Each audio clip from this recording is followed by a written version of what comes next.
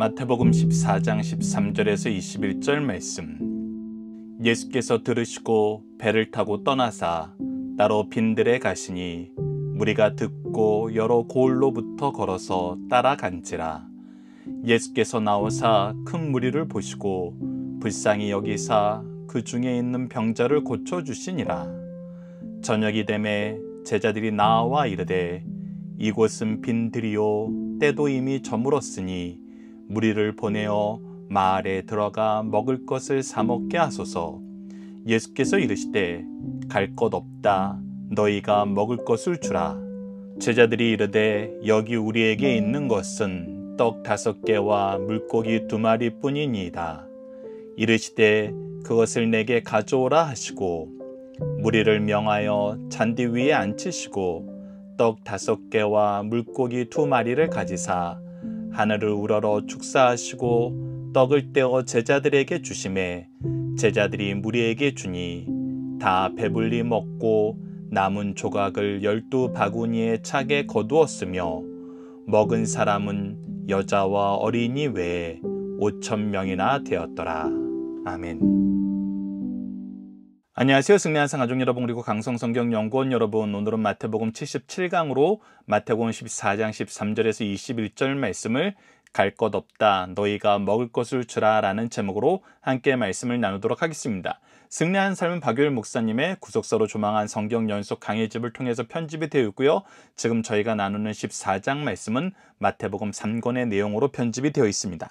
자, 오늘 본문 말씀을 보도록 하겠습니다. 13절부터 14절까지의 말씀을 통해서 예수님께서 세례 요한의 소식을 들은 이후에 어떠한 사건을 직면하는지 우리가 보게 됩니다. 자, 13절 말씀을 봅시다. 예수께서 들으시고 배를 타고 떠나사 따로 빈들에 가시니, 즉 세례 요한의 죽음에 대한 소식을 세례 요한의 제자들에게 들으시고 그 다음에 떠나서 빈들로 가십니다. 아무도 없는 곳에 가세요. 예수님께서 빈들을 찾으실 때에는 따로 기도하시거나 하나님과의 조용한 시간을 갖기 위해서입니다. 근데 그때 우리가 일반적으로 생각하지 못한 사건이 일어나게 됩니다. 그것이 무엇이냐면 무리가 듣고 예수님이 빈들에 계신데다라는 이 얘기를 듣고 여러 고을로부터 예수님을 향하여 나아오는 사람이 굉장히 많아진 것입니다. 이전에는 예수님께서 순회 전도를 하시기 때문에, 그리고 고을 근처에 있으셨기 때문에 예수님을 만나는 것이 그렇게 어렵지 않았어요. 그런데 지금 예수님께서 주거 지역에서 굉장히 떨어진 곳에 계십니다. 접근성에 가까운 어떤 고을이 있는 것이 아니에요. 그러면은 예수님이 오실 때까지 기다리든지 아니면 예수님이 오시도록 요청을 하든지 이런 방법이 현실적인 방법이거든요. 근데 사람들이 각각의 고을에서 예수님을 찾아서 빈들까지 따라 나온 것입니다. 근데 왜 이런 일이 발생을 할까요? 왜 이런 일이 발생을 합니까? 그 부분에 대해서 예수님께서 14절에서 얘기를 해주십니다. 예수께서 나오사 큰 무리를 보시고 불쌍히 여기사 라고 얘기합니다. 즉 이들이 지금 나오게 된 이유는 뭔가 더 강한 의지를 가지고 더 높은 이상을 가지고 나온 게 아니라 정말 절실히 도움이 필요해서 예수님 외에는 자신들에게 희망이 없다는 생각으로 예수님을 찾아서 이 빈들까지 쫓아오게 되는 것입니다. 그래서 그들을 보고 예수님이 불쌍히 여기시는 거예요. 그래서 어떻게 하십니까? 그 중에 있는 병자를 고쳐주시니라. 그래서 불쌍히 여김을 받은 이 백성들은 예수님을 통해서 치료를 받게 됩니다. 우리가 이 부분을 함께 묵상할 말씀을 통해서 좀 더 살펴보면은 왜 이스라엘 백성들이 이러한 연약한 상태에 놓여 있게 되는지 우리가 확인할 수 있습니다. 우리가 앞서 살펴봤던 마태복음 9장 36절을 보면은 무리를 보시고 불쌍히 여기시는 이는 그들이 목자 없는 양과 같이 고생하여 기전함이라 라고 기록되어 있습니다. 즉 그들을 지도하는 지도자가 없기 때문에, 그들이 살 수 있는 방법과 길을 제시하는 사람이 없기 때문에, 그들의 연약함을 돌보는 사람들이 없기 때문에 그들이 기진하여서 예수님 보시기에는 불쌍하게 되었다는 것입니다. 근데 왜 이런 일이 발생했는지 우리가 자세히 보면은 주목하여 볼 사건이 있습니다. 그것은 무엇이냐면 하나님께서는 이스라엘 민족을 이끄실 때 목자 없는 상황에 놓으신 적이 없으시다는 것입니다. 하나님께서 왕을 세우시고 선지자를 세우시고 제사장을 세워서 하나님의 말씀의 지혜를 깨닫게 하고 하나님의 거룩한 삶으로 나아가게 하고 하나님의 의로운 통치 안에서 공급받게 했습니다. 그래서 그들이 하나님의 백성으로, 하나님의 자녀로 하나님의 일꾼으로 삶을 살 수 있도록 하였고, 하나님은 그들에게 약속하신 복을 허락해 주고 계셨어요. 그래서 그들이 목자 없는 상황에 놓인 적이 없습니다. 그런데 우리가 이전에도 한번 나눴던 말씀이지만 에스겔서 22장 25절에서 27절 말씀을 통해서 이 목자들이 타락하여서 목자들이 하나님께서 주신 그 직분을 자기의 탐욕을 위해서, 자기의 욕심을 위해서, 자기의 배를 불리기 위해서 오히려 이 백성을 핍박했다는 것입니다. 자, 에스겔서 22장 25절로 27절을 봅시다. 그 가운데 선지자들의 반역함이 우는 사자가 음식물로 움켜진 같도다. 즉 선지자들은 하나님의 말씀으로 그들을 인도해야 되고 하나님의 말씀에 귀를 기울이게 해야 되는 사람입니다. 그런데 그들이 오히려 우는 사자처럼 음식물을 움켜진 것처럼 백성들을 움켜져서 잡아먹고 있다는 거예요. 그들이 사람의 영혼을 삼켰으며 재산과 보물을 탈취하며 과부들을 그 가운데 많게 하였으며, 이게 무슨 말입니까 도대체? 단순히 물질만 훔쳐가고 약탈하는 것이 아니라 한 가문의 가장을, 그 가문이 수고로 복을 누리면서 하나님의 축복이 통로가 돼야 되는 영적인 리더를 오히려 죽음에까지 몰아넣고 과부를 생산하는 사람들이 되었다는 거예요. 누가? 선지자가. 계속해서 봅시다. 그 제사장들은 내 율법을 범하였으며 오히려 거룩한 삶을 가르치고 거룩한 삶의 모범이 돼야 되는 사람들이 앞장서 하나님의 율법을 범하고 나의 성물을 더럽혔으며, 즉 하나님께 예배드리는 예배가 거룩하게 구별된 예배가 아니라 오히려 타락한 예배가 돼버렸다는 거예요. 예배 드릴 때 쓰는 성물들이 더럽힘을 받았다는 것은 이 목적에 맞지 않게 사용되고 있다는 거거든요. 거룩한가 속된 것을 구별하지 아니하였으며 부정한가 정한 것을 사람이 구별하지 아니하였으니, 이것은 무엇이냐면 예배 드리는데 정한 것과 부정한 것이 구별되어서 무엇이 거룩한 것이고 무엇이 속된 것인지 배워야 되는데, 속된 것을 거룩하다 그러고 거룩한 것을 속되다 그런 거예요. 무엇을 위해? 자기 이익을 위해서. 예배를 자기 이익을 위한 수단으로 바꿔버린 것입니다. 그래서 자기에게 이익이 되는 사람은 예배의 중요한 자리로 오르게 하고 예배에서 띄워주고, 자기에게 이익이 안 되는 사람은 거룩하고 하나님의 말씀대로 따르더라도 예배에서 쫓아내버리는 겁니다. 사실 이 모든 것을 직접 경험하신 분이 바로 예수님이시잖아요. 그런데 이것을 누가 하고 있다고요? 제사장들이 하고 있다고요. 그의 눈을 가려 나의 안식일을 보지 아니하였으므로 내가 그들 가운데서 더럽힘을 받았느니라. 하나님의 축복을 누리고 하나님의 거룩함으로 들어가는 그 날이 오히려 사람들을 타락시키고 예배를 거룩함에서 멀어지게 만들고 하나님이 더럽힘을 받았다라고 말씀하시는 상황에 놓이게 되는데, 그것을 누가 하고 있다고요? 제사장들이 하고 있다고요. 계속해서 27절 봅시다. 가운데서 그 고관들은 음식물을 삼키는 일이 같아서 하나님의 의로운 통치를 실천해야 되는 지도자들은, 리더들은 음식물을 삼키는 일이 같이 불의한 이익을 얻으려고 피를 흘려 영혼을 멸하거늘. 영혼을 살리는 사람이 되는 것이 아니라 영혼을 하나님의 의로운 통치 안에서 하나님께로 이끌어서 살게 하는 것이 아니라 피를 흘려 죽이는 삶을 산다는 것입니다. 하나님이 세운 목자들이 이러한 일을 하게 되면은 그 백성은 목자 없는 양과 같이 고생하며 기진하게 돼 있습니다. 그러니 참 목자 되신 예수님이 그들 앞에 나타나자 그들의 기진함과 그들의 목마름이 예수님을 향하여 열광을 하게 되는 것이죠. 그래서 먼 길에 계신 예수님을 쫓아올 수밖에 없는 것입니다. 생명의 주요 하늘의 떡이며 우리의 생명수가 되신 예수 그리스도를 만나러 가게 되는 것입니다. 하나님의 말씀을 선포하고 하나님의 거룩함을 나타내고 하나님의 의로운 통치를 온전히 보여주시는 목자 되신 예수님을 찾아올 수밖에 없는 거예요. 그래서 첫 번째 문제, 예수님이 백성들을 불쌍히 여기신 이유는 무엇인가요? 그들이 목자가 없어서 기진하여서 지쳐 있어서 연약한 사람들이 오직 예수님만 바라보고 그 마음으로 이 먼 거리까지 쫓아와서, 그리고 나서 이 날에 하루가 지나가면서 새로운 국면을 우리가 직면하게 됩니다. 자, 앞서 말했다시피 이것은 빈들입니다. 마을하고 상당한 거리가 떨어져 있고 한 마을에서만 사람들이 온 것이 아니라 여러 마을에서 왔기 때문에 그 수도 많아요. 근데 이제 어두워지고 있고 저녁 시간이 때를 넘어가고 있습니다. 그래서 이런 얘기가 나오기 시작합니다. 15절입니다.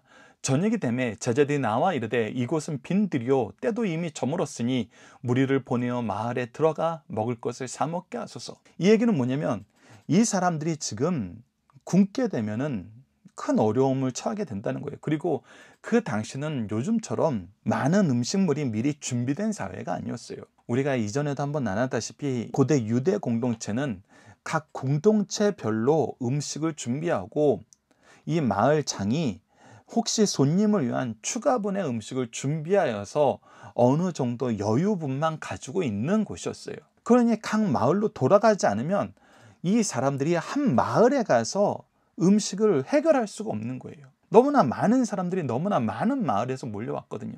그래서 유일하게 그 당시에 이 사람들이 먹을 것을 해결할 수 있는 것은 자기가 소속돼 있던 그 마을로 돌아가서 원래 준비된 음식을 먹는 거예요.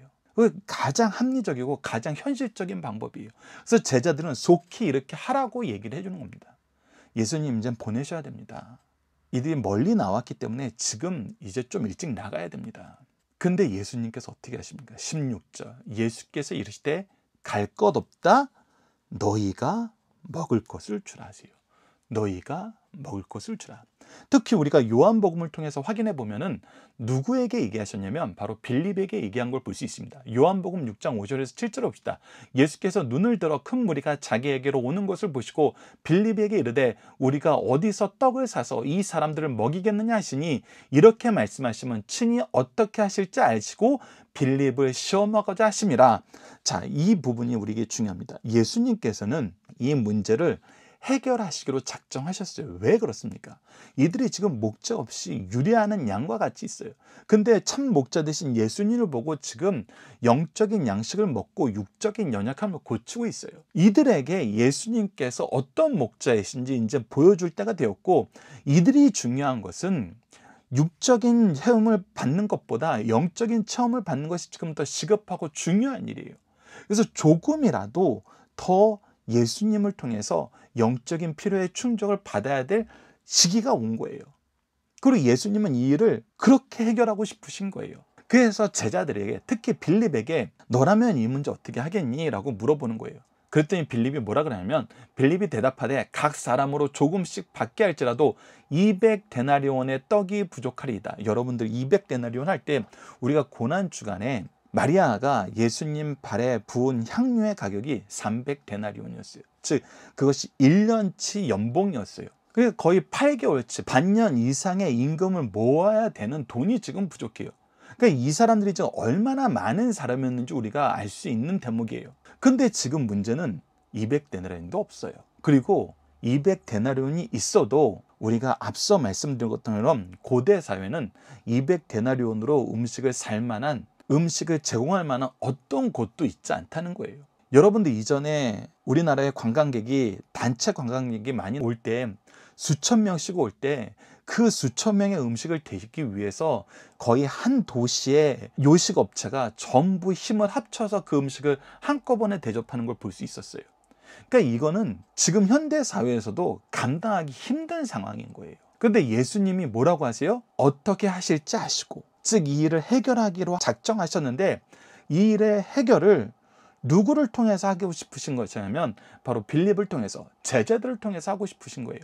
그래서 16절 말씀에 너희가 먹을 것을 주라 하라고 얘기하신 것은 앞으로 예수님께서 이 일을 해결하시는데, 특히 우리가 문답으로 나누는 중심 사상에서 확인할 거지만 이것이 바로 창조주의 권능을 보여주시고 예수 그리스도께서 하나님 되심을 드러내는 놀라운 역사인데, 이 역사를 드러내실 때, 즉 하나님의 뜻을 이루실 때, 하나님의 일을 하실 때 어떻게 하시길 원하느냐면 너희가 이 일에 동참하길 원하신다는 거예요. 즉 너희와 함께, 너희를 통해서 내가 이 일을 이루겠다는 거예요.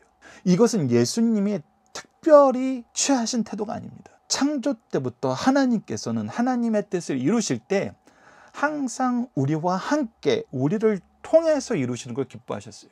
그래서 아담과 하와를 창조하시고 아담과 하와를 통해서 충만하여 다스리고 정복하라고 말씀하신 거예요. 그래서 하나님이 기뻐하시는 일을 하시게 만든 것입니다. 그래서 하나님은 원래 인간을 창조하셨을 때부터 그 창조의 목적 안에서 하나님의 뜻을 이루는데, 하나님의 자녀된 우리가 그 일에 쓰임받는 걸 기뻐하세요. 동일하게 예수님은 창조주의 권능을 보여주시는데 이것을 혼자서 보여주시는 것이 아니라 제자들을 통해서 보여주시길 기뻐하세요.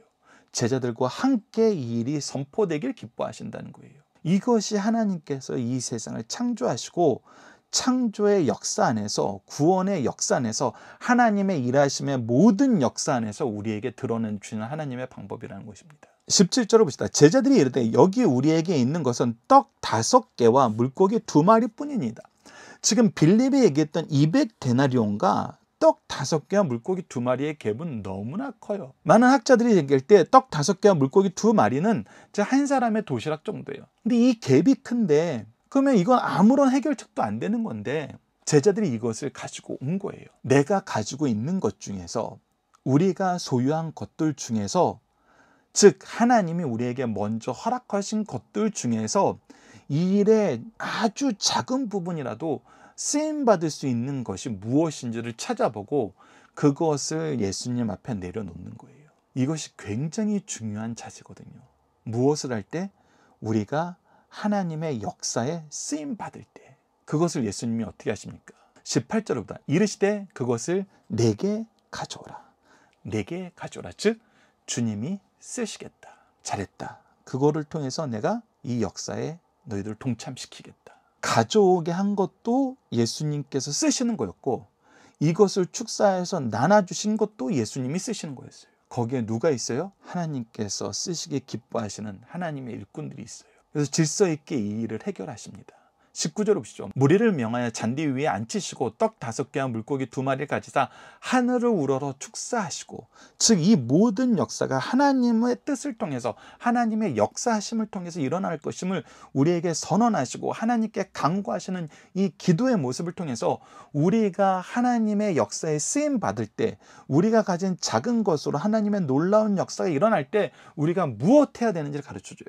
무엇해야 돼요? 기도해야 돼요. 하나님을 의지하고 하나님을 인정해야 돼요. 하나님의 역사가 나타나길 우리가 구해야 돼요. 그리고 어떻게 해요? 떡을 떼어 제자들에게 주심에 제자들이 무리에게 주니 다 배불리 먹고 남은 조각이 12바구니에 차게 되었더라. 즉 이것을 다 먹고 나서도 먹고 넘치도록 됐어요. 특히 21절 말씀을 통해서 우리가 얼마나 넘쳤는지 알게 되죠. 먹은 사람은 여자와 어린이 외에 5,000명이나 되더라. 즉 성인 남자만 5,000명인 거예요. 그런데 이때 어린아이들이 많이 나왔어요. 부부가 같이 나왔어요. 즉 온 가족이 나왔어요.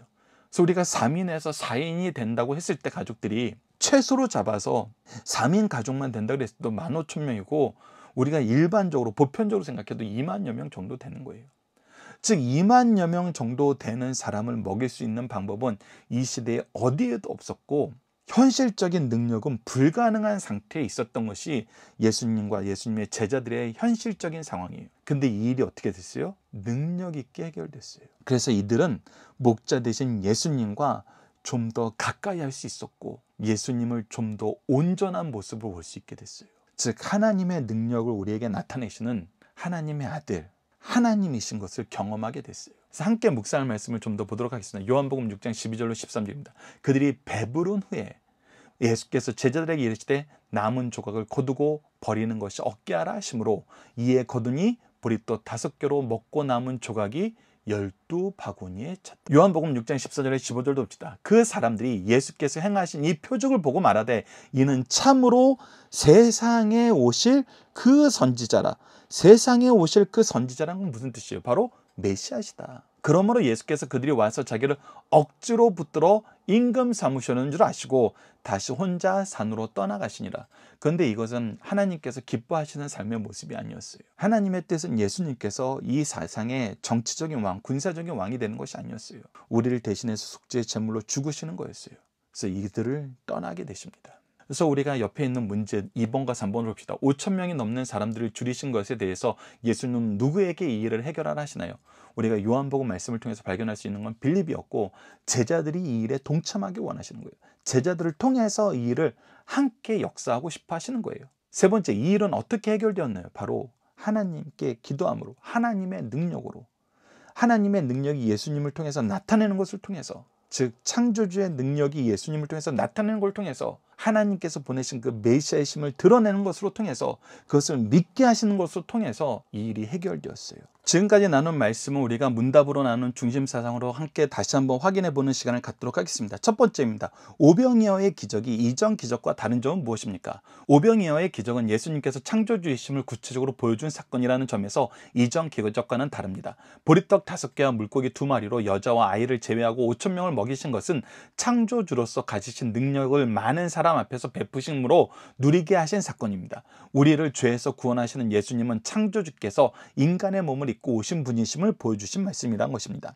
두 번째, 오병이어의 기적은 예수님이 어떤 분야에 머물러 있지 않음을 보여줍니까? 오병이어의 기적은 예수님께서 영적인 부분, 말씀과 신앙생활에 대한 필요를 충족시킬 수 있는 분이 아니라 육적인 부분, 더 나아가서 어떤 것도 충족시킬 수 있는 분임을 입증해 주신다는 거예요. 그분이 창조주라는 것은 우리가 어떤 문제이건 그분께 의뢰하고 신뢰하면 해결해 주신다는 거예요. 우리가 이 신앙의 문제를 이건 영적인 문제다, 정신적인 문제다, 이 안에 제한시키시면 안 돼요. 하나님께서 예수님을 통해서 우리에게 보여주신 것은 어떤 문제라도 예수님께 가져오면은, 하나님께 가져오면은 그분이 해결해 주신다는 거예요.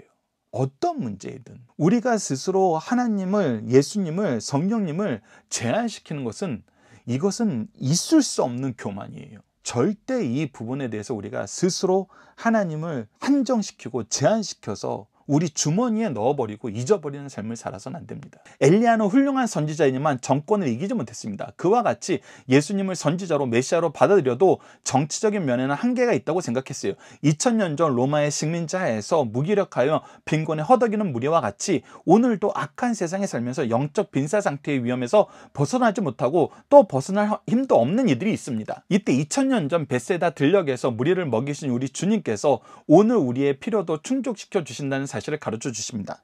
세 번째, 예수님은 이 이적을 어떻게 베푸셨습니까? 가지고 있는 작은 것을 통해서 역사하셨어요. 즉 제자들을 사용하셨어요. 일꾼들을 사용하셨어요. 내가 누리기에도 충분하지 않은, 아니 부족한 것이지만 주의 축복의 손 위에 올려주면 모두를 충족시킬 수 있게 됩니다. 내가 가진 것이 나의 손에 있을 때는 부족하여 나의 욕구도 충족시킬 수 없습니다. 그러나 그것이 예수님의 손으로 옮겨져 축복의 대상이 될 때에는 나와 이웃의 필요를 충분히 채우고도 남게 됩니다. 어린아이가 보리떡 5개와 물고기 2마리를 주께 바쳐 큰 역사의 기본이 된 것 같이 나의 삶의 모든 것을 주께 바쳐 주님께 쓰임받는 축복의 대상이 될 때 이 시대의 큰 역사를 이루는 원동력이 될 수 있다는 사실을 우리에게 가르쳐 줍니다. 하나님께서 쓰시고자 할 때 우리가 쓰임받는 일꾼이 되어야 됩니다. 이것은 너무나 중요한 삶의 태도이고 지혜입니다. 자, 이제 함께 훈련하는 시간을 갖도록 하겠습니다. 암송 고백 결단 기도 훈련입니다. 우선 오늘 본문 말씀을 통해서 제가 암송 구절로 선택한 것은 14장 16절입니다. 예수께서 이르시되 갈 것 없다. 너희가 먹을 것을 주라.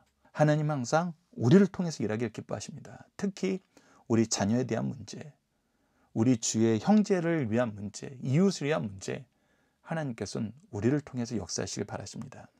오늘 본문을 통한 믿음의 고백 결단은 다음과 같습니다. 우리가 가진 시간과 재능과 물질이 주님의 역사의 통로가 되는 삶을 살게 하여 주소서. 함께 기도 훈련을 나누도록 하겠습니다. 기도는 아직 기도가 익숙하지 않은 초신자나 청소년들을 위해서 함께 만든 것입니다. 기도는 다음과 같이 5단계를 통해서 우리가 훈련하고 있습니다. 구속의 역사에 나타난 하나님을 배우고 고백하고, 우리를 위해서 먼저 행하신 일을 감사하고, 하나님의 뜻을 따르지 못함을 회개하고, 주님 뜻 이루는 데 쓰임받도록 도우심을 간구하고, 구속을 이루신 예수님 이름으로 기도하는 것입니다. 이렇게 함께 기도합시다. 우리를 긍휼히 여기시고 푸른 초장으로 인도하시는 하나님, 우리를 위해 참된 목자 되신 예수 그리스도를 보내주시고 좋은 신앙의 선조들을 왕으로, 선지자로, 제사장으로 세워주심을 감사합니다. 우리를 다시 하나님의 뜻을 이루는데 사용하려 하시는데 세상 상식과 내 생각의 틀에서 벗어나지 못하고 주님의 뜻을 따르지 못한다 함을 용서하여 주소서. 주님이 명령하실 때 주님의 뜻과 은혜의 역사가 함께함을 믿고 순종하는 삶을 살게 하시고 순종의 제사를 드리는 하나님의 선지자, 제사장, 왕이 되도록 도와주소서. 예수님 이름으로 기도드립니다. 아멘. 감사합니다.